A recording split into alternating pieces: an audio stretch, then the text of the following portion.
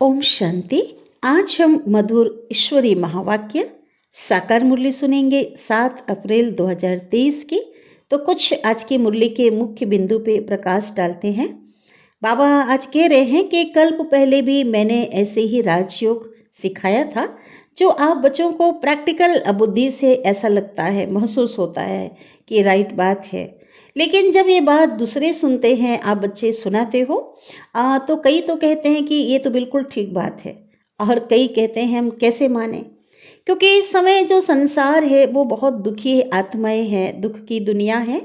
और इसलिए उस गॉड फादर को, परम पिता को सब याद तो करते हैं, महिमा गाते हैं, परंतु यथार्थ रीति कोई भी उन्हें नहीं जानते हैं। तो ना जानने के कारण उनसे कनेक्शन नहीं है। तो शिव बाबा जो है वो सर्वशक्तिमान है, अलमाइटी है। तो इसलिए बाबा ने कहा कि जो धर्म मैं स्थापन करता हूँ उस धर्म में शक्ति होती है। इसलिए 2500 साल तक वो धर्म चलता है ना। आदि सनातन देवी देवता धर्म 2500 वर्ष तक कायम रहती है। तो बाबा ने कहा कि मैं तो फरमान करता हूँ, इस समय आकर पावन बनो। फिर हर कोई मेरी बात को नहीं मानता, कोई माने या ना माने, लेकिन जो मानेंगे वो श्याम से सुंदर बनेंगे और नई दुनिया के मालिक बनेंगे, और जो नहीं मानेंगे वो तो प्राप्ति से वंचित हो जाएंगे। एक बात और कही, बहुत अच्छी पॉइंट आज की है कि जितने भी धर्म स्थापक आते हैं वो केवल धर्म स्थापन करते है ना, किसी की सदगति नहीं करते। जब सदगति की बात आती है तो सर्व का सदगति दाता एक परम पिता परमात्मा ही है, वही सर्व की सदगति करते हैं, क्योंकि वो जन्म और मरण से न्यारे हैं, सब सदगुरु हैं और ब्रह्मा के तन में अवतरित होते हैं। बाबा ने आज की मुरली में कहा है कि आज जैसे लोग कहते हैं ना कि भगवान सर्वव्यापी है, तो बाबा ने कहा मैं सर्वव्यापी नहीं हूँ, बल्कि सर्वव्यापी तो माया रावण है। 5 विकार, काम क्रोध मोह लोभ अहंकार, जो सबके अंदर व्याप्त है। तो यही वो भूत हैं जिन भूतों ने लोगों को दुखी कर रखा है, परेशान कर रखा है। तो इन भूतों को मैं ही आकर के निकालता हूँ, मैं वो शक्ति देता हूँ, और मेरी याद से इन भूतों पर तुम विजय प्राप्त करके स्वर्ग के मालिक बनते हो। बाबा ने कहा साफ दिल अगर रखेंगे तो मुराद क्या होगी, हासिल होती रहेगी।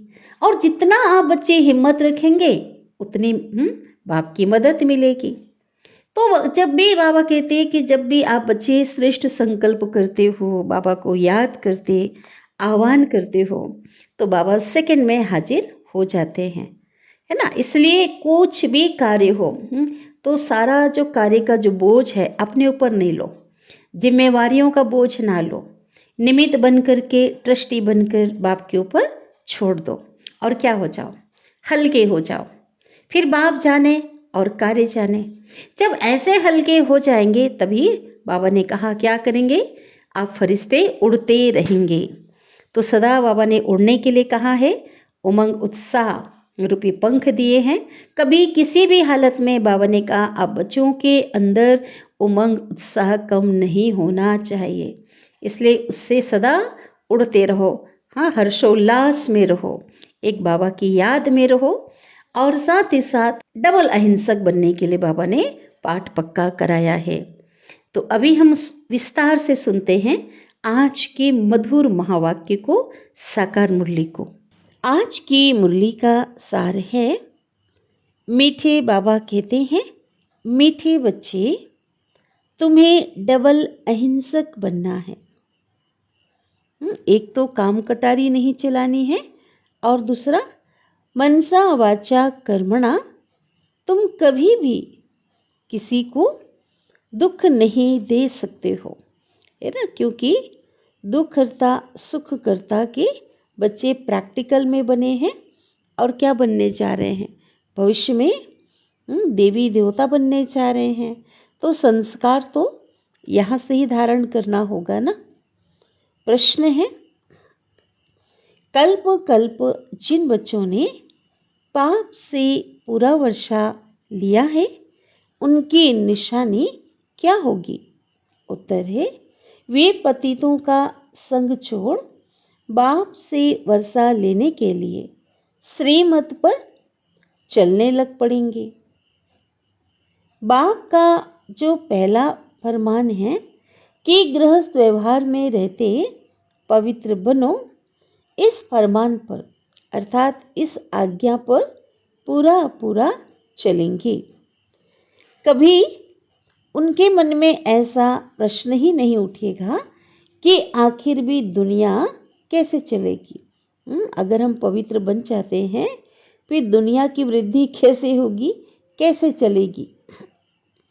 उनकी आपस में कभी भी क्रिमिनल असॉल्ट हो नहीं सकती।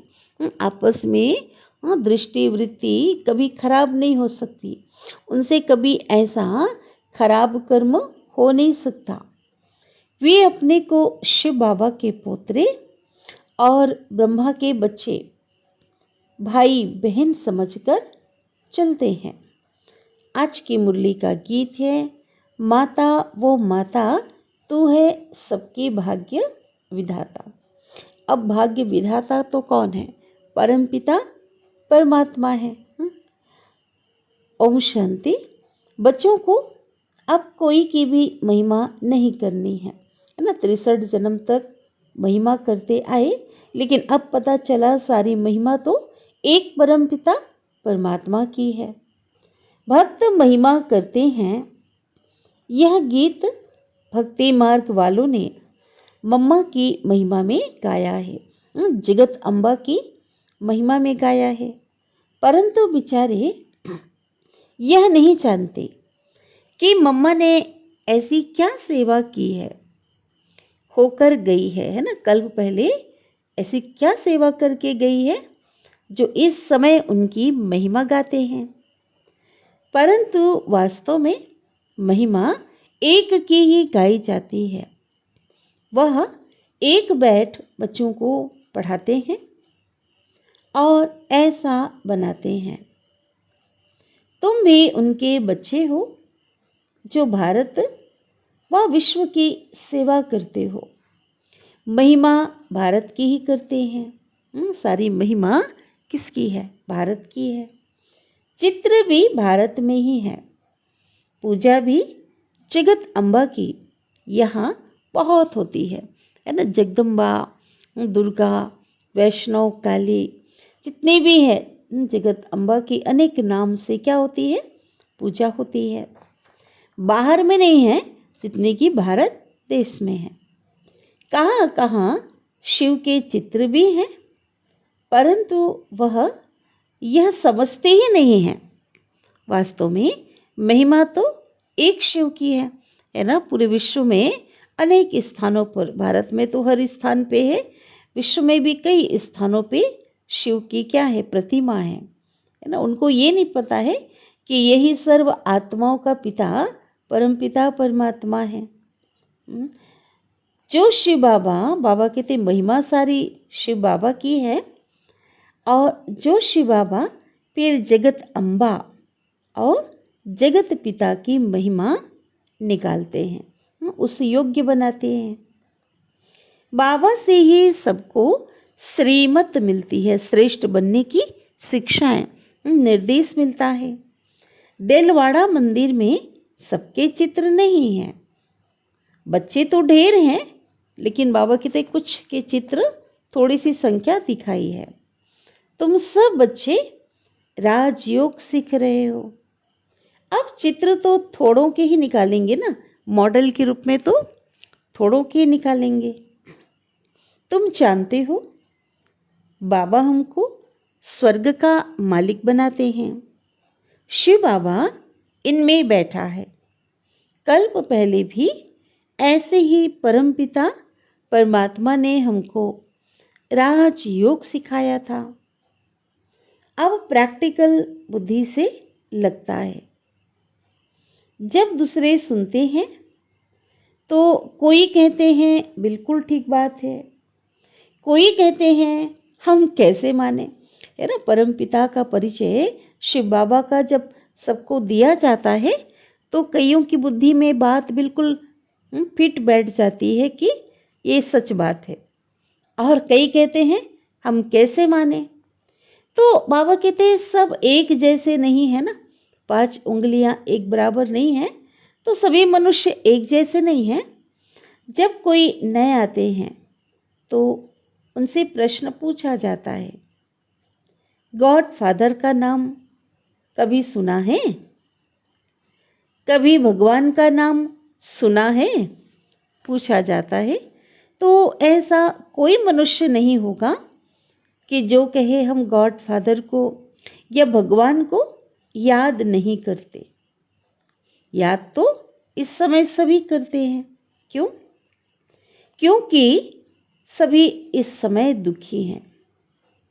सतयुग में कोई ऐसा नहीं कहेंगे कि हे पतित पावन आओ, क्योंकि जो सिमरण किया जाता है, याद किया जाता ईश्वर को, वो दुख में किया जाता है। गायन भी है ना, दुख में सिमरण सब करे, सुख में सिमरे ना कोई। तो दुख में सिमरण किसका करते हैं? एक परमपिता परमात्मा का। भले सिमरण एक परमात्मा की करते हैं, परंतु उनको जानते नहीं हैं। बस क्या करते? महिमा करते रहते हैं। तो यहाँ तो है सारी धर्म की बात। गाया जाता है रिलीजन इज माइट। वास्तव में धर्म क्या है? बहुत बड़ी शक्ति है, धर्म में ताकत है। लेकिन कौन से रिलीजन में इतने माइट है? आज दुनिया में तो अनेक धर्म है, लेकिन सबसे ज़्यादा जो पावर है, ताकत है, किसमें है? सभी रिलीजन में तो इतनी माइट नहीं है। बाप आकर के एक आदि सनातन देवी देवता धर्म स्थापन करते हैं। तो बाबा कहते हैं, बाबा को कहा जाता है ऑलमाइटी, सर्वशक्तिमान। तो बाबा जो धर्म स्थापन करते हैं उनमें भी माइट है ना। जो धर्म सर्वशक्तिमान परमपिता परमात्मा ने स्थापन की है, तो जरूर उसमें क्या होगी? पावर होगी, है ना। तभी तो वो धर्म आदि सनातन देवी देवता धर्म 2500 वर्ष तक कायम होता है।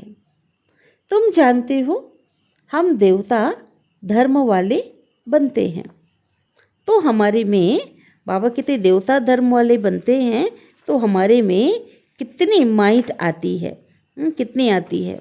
बहुत शक्ति आती है। कैसे आती है?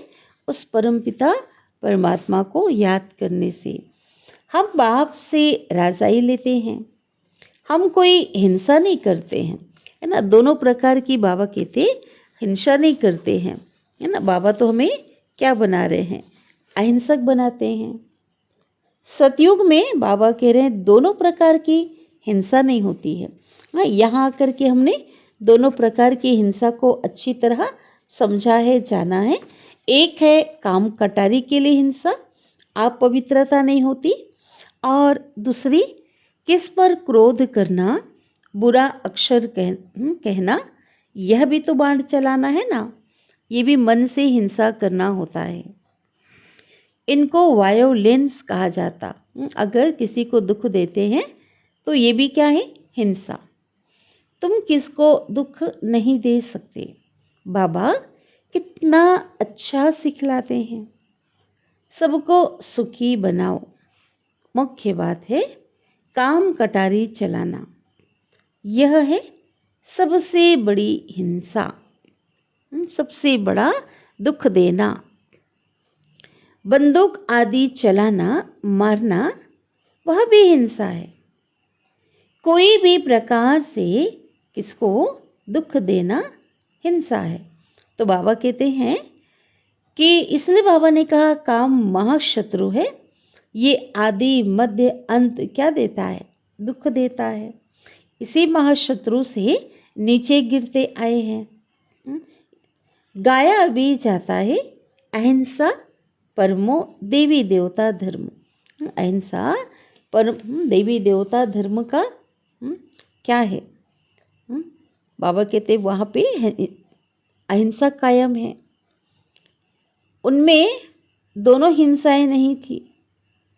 कभी भी किसको, देवताएं जो थे मनसा वाचा कर्मणा दुख नहीं देते थे। क्योंकि है ही क्या हो, सुखधाम ना। सभी जो है क्या होता, मन वचन कर्म से एक दो को वहां सुख देने वाले होते हैं, है ना। दुख का पता ही नहीं कि दुख क्या होता है, उनके नेचर में ही नहीं है उस समय। तो शिव बाबा आकर के स्वर्ग की स्थापना करते हैं। कल्प पहले भी की थी, अब फिर से कर रहे हैं, है ना, रिपीट हो रहा है। किसको मारना, पिटना, क्रोध करना, सबसे बाबा छुड़ा देते हैं। मुख्य बात है पवित्रता की। इसलिए राखी बंधन, रक्षाबंधन गाया हुआ है। तो कब से शुरुआत हुई है? ये रक्षाबंधन पर्व की शुभारंभ भी संगम युग से हुआ है। बाबा आकर के पवित्रता की राखी बांधते हैं। जो ये रिवाज जो है ये अभी तक चला आ रहा है, एक रस्म के रूप में, एक पर्व के रूप में। बहनें बैठ भाइयों को राखी बांधती हैं कि काम कटारी नहीं चलाना। परंतु मनुष्य यह तो इसका अर्थ तो नहीं समझते। इधर राखी बंधवाते रहते, इधर क्या बनते, पतित बनते रहते हैं। अर्थ नहीं समझते ना, फॉर्मेलिटी बस क्या करते, निभाते हैं, रस्म निभाते हैं। तुम हो ब्रह्मा के बच्चे और शिव के पुत्र, तो तुम भाई बहन हो गए। साकारी दृष्टिकोण से प्रजापिता ब्रह्मा के बच्चे, ब्रह्मा कुमार और कुमारी क्या हो गए, भाई बहन। और शिव बाबा के जो बच्चे आत्मिक रूप में भाई भाई, है ना। तो दोनों ही तरफ से रिश्ता कैसा है, बहुत प्यूरिटी का है ना। भाई भाई के रूप में भी प्यूरिटी, भाई बहन के रूप में भी। तो आपस में कभी क्रिमिनल एसाल्ट नहीं कर सकते, ना उनकी कभी दृष्टि खराब हो सकती है, ना कोई ऐसा पतित कर्म कर सकते हैं। तो यह है पवित्र बनने की युक्ति। भाई बहन कभी भी आपस में शादी नहीं करते हैं। तो बाप समझाते हैं, कल्प कल्प जिन्होंने वर्षा लिया है वही श्रीमत पर चलते हैं। अदर कुमारी और कुमारी कन्या का भी मंदिर है ना, यादगार के रूप में ऊपर आबू में है। गृहस्थ से निकलकर फिर बाप के बच्चे बने हैं, तो उनको अधर कहा जाता है ना, कि पवित्रता को धारण किया। जैसे कुमार कुमारी प्योर होते हैं, उनके अंदर बाबा कहते इसी प्रकार से जो गृहस्थ में आकर के जिन्हें ज्ञान मिलता है और उसके पश्चात जो है पवित्रता को धारण करते हैं, उनको अधर कहा जाता। अधर कुमार और अधर कुमारी जरूर हो करके गए हैं, अब फिर प्रैक्टिकल में है। ऐसे मत समझो कि हम पवित्र बनेंगे तो सृष्टि कैसे चलेगी। जैसे ठेका उन्होंने ही ले लिया है, उनको ही सारी सृष्टि को वृद्धि करने की, चलाने की जैसे क्या है चिंता लग पड़ी हो। तो बाबा कहते हैं अब यह तो पतित दुनिया हो गई है, अब चाहिए पावन दुनिया। पतित दुनिया तो चलती ही रहती है, बंद नहीं होती। कब से चल रही है? द्वापर काल से चल रही है। तो तुम्हें पतितों का संग छोड़ना पड़े। क्यों कह रहे हैं? क्योंकि जैसा संग वैसा रंग, उसका असर तो जरूर होता है। बाबा कहते आप तो श्रीमत पे चल के श्रेष्ठ बन रहे हो, पावन बन रहे हो। अगर उनका संग नहीं छोड़ा तो क्या होगा? कुछ ना कुछ असर तो पड़ेगा ही। तो शिव बाबा आकर के विकारी दुनिया की रचना बंद कराते हैं।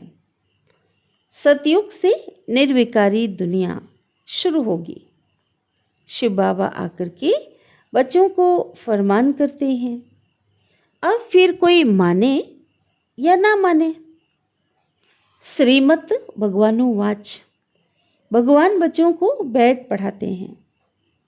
अब भगवान पढ़ा रहे हैं तो क्या बनाएंगे? छोटा मोटा पद तो नहीं मिलेगा ना, हाईएस्ट पद देते हैं, संसार की सबसे ऊंची डिग्री जरूर भगवान और भगवती बनाएंगे, है ना। लक्ष्मी नारायण को क्या कहा जाता है? भगवान और भगवती, क्योंकि उनको ऐसा बनाने वाला कौन है? स्वयं परमपिता परमात्मा। तो जो जैसा है वह ऐसा ही बनाएगा। निराकार भगवान बैठ निराकार आत्माओं को पढ़ाते हैं इस शरीर द्वारा, ब्रह्मा के तन द्वारा। यह है बाबा का लॉन्ग बूट। बाबा ने कहा मेरा लॉन्ग बूट है। बाबा को शरीर तो चाहिए ना, ब्रह्मा को कहा है ना लॉन्ग बूट। तो उनके शरीर रूपी जूती पुरानी हो गई है। बाबा कहते अब जब नई थी तो गोरी थी, बहुत सुंदर थी, लेकिन अब क्या हो गई? जन्म लेते लेते पुरानी हो गई है और पतित बन गई, काली हो गई है। शिव बाबा ने समझाया है तुम इस समय श्याम हो, फिर सतयुग में क्या बन जाएंगे? सुंदर बनते हो। इस समय हर एक श्याम बन गया है। उनको 84 जन्म लेने पड़ेंगे। बाबा कहते क्या बनेंगे? 84 जन्म ले करके क्या बन गए? श्याम बन गए। पहले सुंदर थे। श्री कृष्ण पहले सुंदर था, है ना, पावन था। फिर धीरे धीरे सुंदरता कम होती गई। कहते ना, रूप से सौंदर्यवान था, गुणवान था, आत्मा भी प्योर थी। लेकिन जन्म लेते लेते समय जैसे जैसे बीतता गया तो कृष्ण की जो आत्मा थी, उनकी कलाएं कम होने लगी और उनकी सुंदरता कम होती चली गई। आत्मिक जो सौंदर्य है वो कम होता चला गया। श्री कृष्ण का चित्र भी है। एक ज्ञान में चित्र दिखाते हैं ना कि स्वर्ग का गोला हाथ में लिया है, घुटना टेका हुआ है और नरक को क्या कर रहा है? लात मार रहा है। कहते हैं मैं स्वर्ग में सुंदर था। कृष्ण की आत्मा अंतिम जन्म में भगवान से पढ़ाई कर रही है और अभी अनुभवी बन चुकी है। तो क्या कहता है वो कि हम क्या थे? पहले बहुत सुंदर थे। श्री कृष्ण का चित्र भी है ना, नरक को लात मार रहा है और स्वर्ग हाथ में लिया हुआ है। तो बाबा कहते हैं कि मैं स्वर्ग में सुंदर था, कृष्ण की आत्मा ब्रह्मा बाबा कहते हैं, और नरक में इस समय श्याम हूं, है ना, माना पतित बन गया। तो लात मारता हूं किसको? कलयुगी दुनिया को। जो भी सूर्यवंशी घराने के हैं देवी देवताएं, वह बहुत सुंदर थे। कंचन काया थी, सर्वगुण संपन्न थे। सारी डिनास्टी राज्य करती थी, उनकी राजधानी राजाई सभी थे, साथ में राज्य करते थे, है ना। उनकी राजधानी में सभी लोग थे। अभी सभी काले बन गए। पहले तो यथा राजा रानी प्रजा सभी सतो प्रधान थे, पवित्र थे, लेकिन बाबा कहते धीरे धीरे जन्म लेते लेते क्या बन गए? कलाहीन, पतित बन गए, काले बन गए। इसलिए श्याम सुंदर नाम चला आता है। श्री कृष्ण की आत्मा ही पहले जन्म लेती है। श्री कृष्ण के साथ सारी राजधानी भी है। सभी पुरुषार्थ कर रहे हैं फिर से गोरा बनने का। कहते हैं काली दह में सर्प ने डसा, है ना। सागर पे वो बॉल लेने गए, गेंद चला गया यमुना में और वहीं पे उस सांप ने 5 फन वाले जहरीले सांप ने उसे डस डाला। तो बाबा कहते ऐसी कोई बात तो सतयुग में थी नहीं, वो इसी समय की बात है। काम, क्रोध, मोह, लोभ, अहंकार, और इस विषय सागर में ये 5 विकार जो हैं, ये 5 विकार रूपी जो सर्प हैं, वो सबको डसती रहती है। माया ने सबको काला बना दिया है। बाप फिर से गोरा बनाते हैं, पावन बनाते हैं। स्वर्ग में ऐसा होगा नहीं, है ना। सभी प्योर होंगे, सभी गुणवान होंगे। वहां तो बाबा कहते स्वर्ग में क्या होगा, इस समय के जो पुरुषार्थ है उसकी प्रारब्ध है 21 जन्म, सभी सुखी रहते हैं। सतयुग और त्रेता, बाबा कहते 21 जन्म क्या रहते, सभी सुखी रहते हैं, है ना। किसी प्रकार का दुख नहीं होता। शिव बाबा कह रहे हैं वहाँ अकाले मृत्यु भी कभी होता नहीं, है ना। पूरी फुल एज देवताओं की होती है, अकाले मृत्यु तो इस समय हो रही कलयुगी दुनिया में। वहाँ तो आयु, पूरी आयु देवताएं क्या करते, राज्य करते, जीते हैं। फिर जब समय आता है तो इच्छा से अपना शरीर छोड़ करके पुनः पुनः जन्म लेते हैं। अभी दैवी राजधानी स्थापन हो रही है। बाप आकर के सबको राज्य भाग्य देते हैं और कोई धर्म स्थापन करने वाले राज्य भाग्य नहीं दे सकते। इब्राहिम, बुद्ध आदि वो राजा ही स्थापन नहीं करते, वह तो सिर्फ धर्म स्थापन करते हैं। फिर धर्म की वृद्धि होती है। उनको वास्तव में गुरु भी नहीं कह सकते, धर्म गुरु ऐसा बोल दिया जाता है तो बाबा कहते गुरु भी नहीं कह सकते, क्योंकि गुरु जो है गुरु करते हैं सदगति के लिए और वह तो आते हैं धर्म स्थापन करने के लिए, ना कि सदगति करने के लिए। तो उनके पिछाड़ी उनकी धर्म की आत्माएं नीचे उतरती हैं परम धाम से। पहले वो धर्म पिता की आत्मा नीचे आती है, फिर उस धर्म की आत्माएं भी उसके पीछे नीचे उतरती हैं। तो गुरु भी वास्तव में कोई को कह ना सके। सबके सदगति करने वाला सदगुरु एक शिव बाबा है। उनके लिए ऐसे नहीं कहेंगे कि वह जन्म लेते हैं, क्योंकि वो तो रॉन्ग हो जाता, गलत है। वो तो अवतार लेते, अवतरित होते हैं। जन्म लेना अर्थात गर्भ में आना।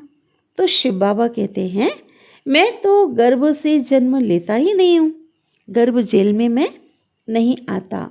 क्यों? क्योंकि जन्म और मरण से मैं न्यारा हूँ, अवतार लेता हूँ ब्रह्मा के तन में। परंतु कैसे आते हैं यह कोई भी समझते नहीं। मैं परम धाम से आकर के इस तन में प्रवेश करता हूँ, है ना। पर काया प्रवेश करते। मुझे शरीर तो चाहिए ना, क्योंकि मेरा खुद का अपना शरीर नहीं है। मुझे नई दुनिया की स्थापना करनी है, सबको योग्य बनाना है। तो ये कार्य के लिए बाबा कहते हैं शरीर तो चाहिए ना। और कैसा शरीर चाहिए? शरीर भी बड़ा चाहिए। तो छोटे से तन से बात तो कर ना सके। इसलिए मैं अनुभवी रत, बहुत जन्मों के अंत के जन्म वानप्रस्थ अवस्था में आता हूँ, जब उनकी ब्रह्मा की 60 वर्ष की अवस्था होती है। और हर चीज के, हर बात के क्या होते हैं, वो तन जो है वो अनुभवी होता है। ब्रह्मा जो है अनुभवी होते हैं। गीता में भी है ना कि मैं इनके जन्मों को जानता हूँ, कहते हैं ना। दोनों में वार्तालाप, ऐसी कहानी बनी हुई है। अर्जुन से कहते हैं अर्जुन तुम अपने जन्मों को नहीं जानते हो, मैं तुम्हारे अनेक जन्मों को जानता हूँ। कितने जन्मों की जन्म पत्री बताते शिव बाबा? 84 जन्मों की। तो बाबा ये कह रहे हैं शिव बाबा कि यह अपने जन्मों को नहीं जानता था। कौन? ब्रह्मा बाबा। अब तो जानते हैं, है ना। बाबा के थ्रू, बाबा के द्वारा अब सभी जान गए हैं कि मैंने, हर आत्मा ने 84 जन्म लिए हैं। तो बाबा कहते अभी तो जानते हैं।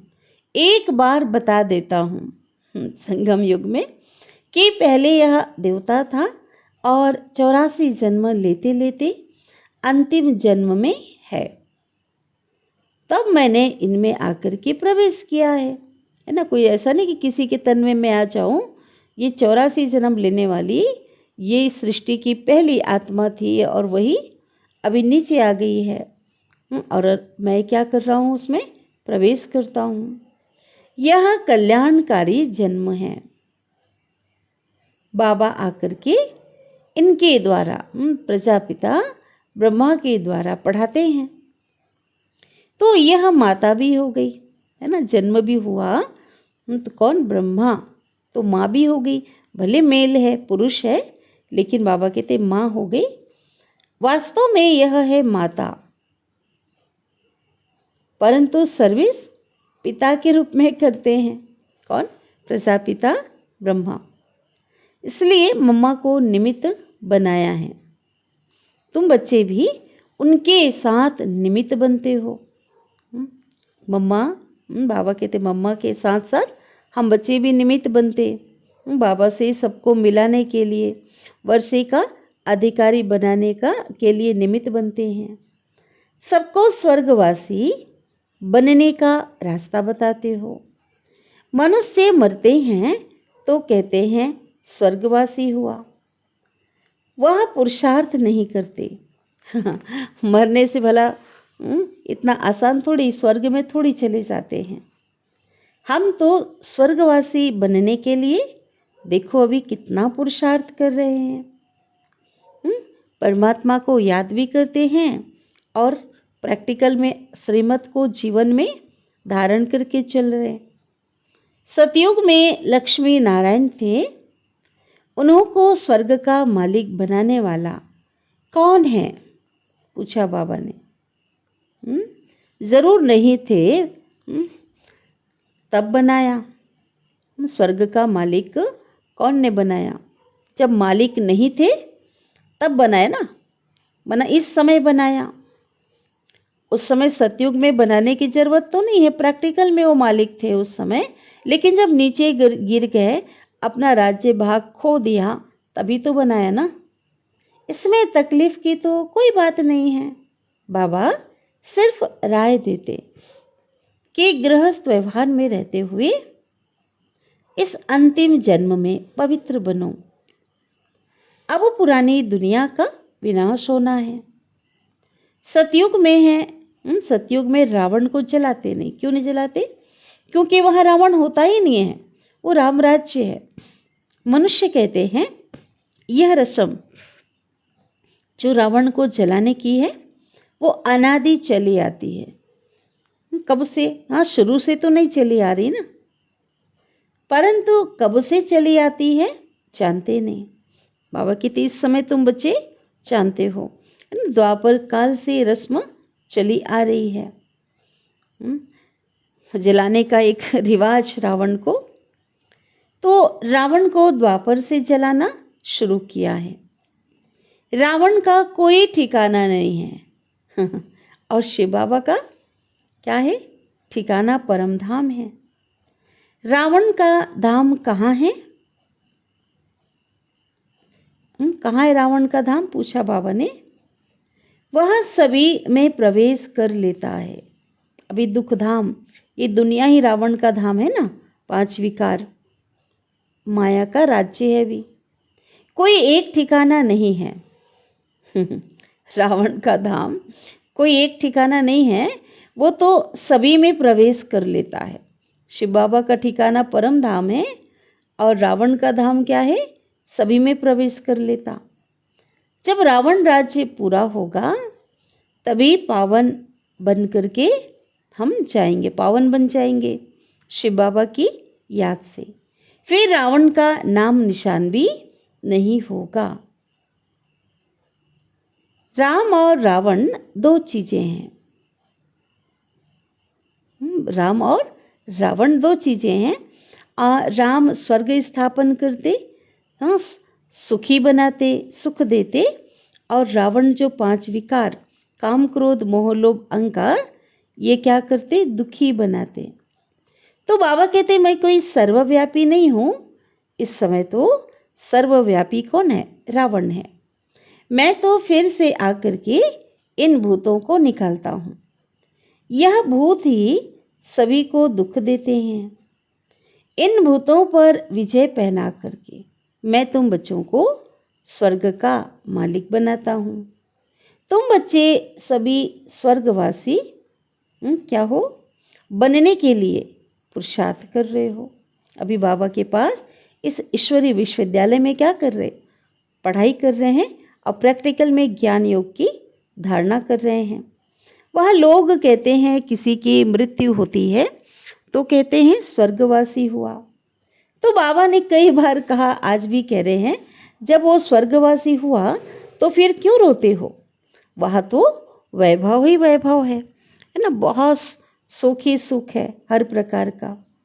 मनुष्यों को स्वर्ग ही याद पड़ता है, परंतु पुनः जन्म फिर भी नरक में ही लेते हैं। तुम जब सतयुग में हो तो पुनर्जन्म सतयुग में मिलता है। अब नरक बाबा कहते बदल करके स्वर्ग आने वाला है। और ये परिवर्तन कौन कर रहे, महापरिवर्तन स्वयं निराकार शिव बाबा कर रहे हैं। वही नई दुनिया स्थापन करने वाले हैं। दुख की दुनिया बदलकर सुख की दुनिया आने वाली है। अब सर्व का सदगति दाता आया हुआ है, सबको सुखी करने के लिए। हर आत्माएं जन्म जन्मांतर से तो दुख पाती हुई आत्माएं हैं, है ना। कुछ को ले जाएंगे मुक्ति धाम और बाकी क्या होगा, इस सृष्टि पर राज्य करेंगे और बाकी जो आत्माएं अपने समय पर पुनः आएंगे। तो बाबा सबको क्या देते, सुख देते, है ना। सुख देने के लिए ही बाबा क्या करते, राज्य स्थापन कर रहे हैं। अच्छा, छोटी मुरली थी तो मीठे बाबा को याद कर लेते हैं, याद प्यार ले लेते हैं। मीठे मीठे सिकिलधे बच्चों प्रति माता पिता बाप दादा का याद प्यार और गुड मॉर्निंग। रूहानी बाप की रूहानी बच्चों को नमस्ते। और हम रूहानी बच्चों की रूहानी माता पिता बाप दादा को याद प्यार, गुड मॉर्निंग और नमस्ते। शुक्रिया बाबा, शुक्रिया आपका दिल से, पद्मा पदम गुणा शुक्रिया। धारणा के लिए मुख्य सार, पहली पॉइंट है डबल अहिंसक बन। मन वचन कर्म से किसी को भी दुख नहीं देना है, किसी को भी दुख नहीं देना है, क्योंकि देवता बनने जा रहे हैं, है ना। परम पिता परमात्मा की संतान है। पवित्रता की सच्ची राखी बांधनी है ना। राखी बंधवा करके पतित नहीं बनना, क्रिमिनल असल्ट नहीं करना है। दूसरी पॉइंट है पतितों का संग छोड़, एक बाप के फरमान पर ही चलना है। स्वर्ग का मालिक बनने के लिए भूतों पर विजय प्राप्त करनी है। कौन से भूतों पे, काम क्रोध मोह लोभ अहंकार, ईर्ष्या द्वेष घृणा। सदगुरु बाबा वरदान दे रहे हैं, हर कर्म का बोझ बाप पर छोड़, स्वयं ट्रस्टी बन रहने वाले डबल लाइट फरिश्ता भाव। डबल लाइट फरिश्ता कब बनेंगे, कब बनेंगे, हर कर्म बोझ करके। बोझ जो है, हर कर्मों का जो बोझ है वो किसको देना है, बाबा को देना है। और सबको समर्पण करके ट्रस्टी बन करके रहना है, तभी डबल लाइट फरिश्ता बन सकेंगे। विस्तार है, हिम्मत रखने वाले बच्चों को बाप दादा सदा ही मदद करते हैं। इसलिए गायन कौन सा है, हिम्मते बच्चे मददे बाप। तो बच्चे ही श्रेष्ठ संकल्प करते हैं और बाबा हाजिर हो जाते हैं। जहाँ उसे याद किया, आह्वान किया, बाबा आ जाते हैं। सिर्फ बाप के ऊपर सारा कार्य छोड़ दो तो बाप जाने और कार्य जाने। इसलिए क्या करना, छोड़ दो।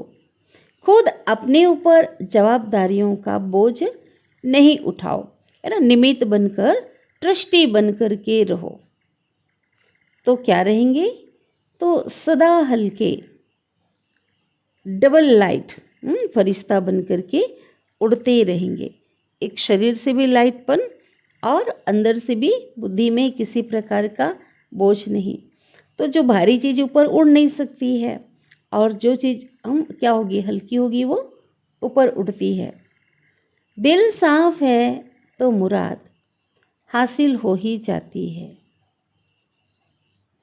स्लोगन है, उमंग उत्साह के पंख साथ में हो तो उड़ती कला में उड़ते रहेंगे। कौन सा पंख, उमंग उत्साह का पंख। माना हर कार्य में, पुरुषार्थ में सदैव उमंग उत्साह होना चाहिए, है ना। बिना उमंग उत्साह के बाबा कहते आगे बढ़ नहीं सकेंगे। इसलिए, और उमंग उत्साह में कैसे रहेंगे, बाबा का जो ज्ञान है वो ज्ञान ही हमें उमंग में लाता, हमारे जो जीवन को उत्साह से बाबा भर देते हैं। तो बहुत मीठी प्यारी हमने वाणी अभी सुनी। अच्छा, ओम शांति।